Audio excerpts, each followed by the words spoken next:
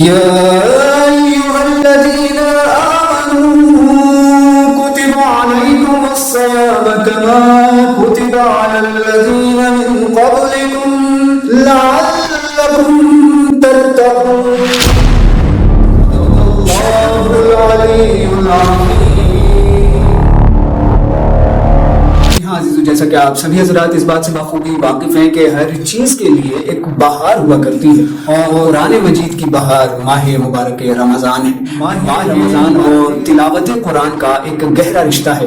لیکن ہمارے درمیان آج بہت سے ایسے بھی روزے دار ہیں جو روزہ تو رکھتے ہیں، قرآن نہیں پڑھتے. حالانکہ روزے کا روحانی اور معنوی سفر تلاوت قرآن کے بغیر بے رونق. اگرچہ روزہ رکھ کر ایک روزے دار کا قرآن نہ پڑھنا گناہ کبیرہ نہیں ہے، مگر وہ بہت بڑے اجر و ثواب اور برکت سے محروم.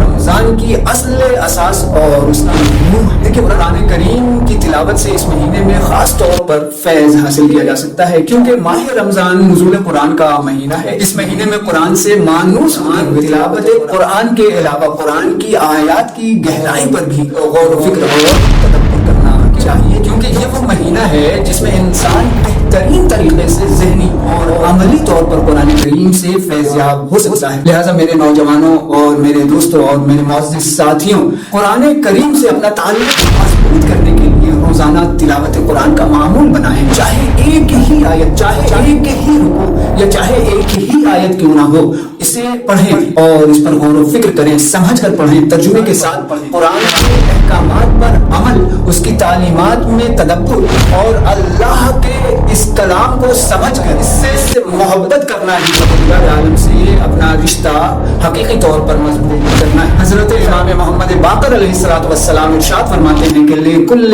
شَيْءٍ رَبِيعٌ وَرَبِيعُ الْقُرْآنِ شَهْرُ رَمَضَانِ.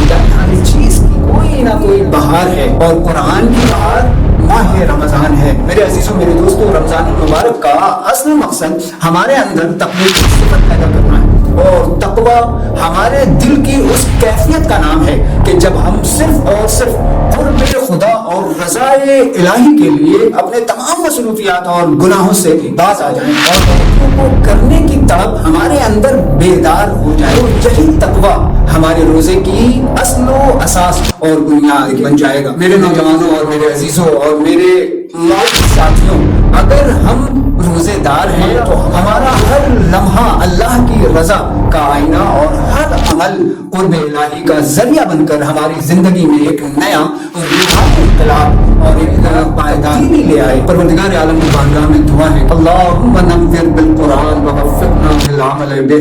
پروردگار ہے تیری اس مقدس کتاب کا کہ اس کے نور سے منور فرما اور اس پر عمل کرنے کی توفیق عطا فرما. پروردگار بحق محمد و آل محمد جہاں جہاں جس جگہ شیعان حیدر کرار موجود ہیں، ان کی جان، مال، عزت و آبرو کی حفاظت فرما. جو پریشان حال بیمار ہیں، بے روزگار ہیں، ان کی تمام مسائل اس کتاب مقدس کے صدقے ان کی تمام مسائل کو حل فرما. ہماری اور اس ماہ مبارک میں ہماری عبادتوں، ریاضتوں رہیں، سلامت رہیں اور ہمیشہ شاد و آباد رہیں. ہمیں بھی اپنی دعاؤں میں ضرور یاد رکھیے گا. والسلام علیکم ورحمۃ اللہ.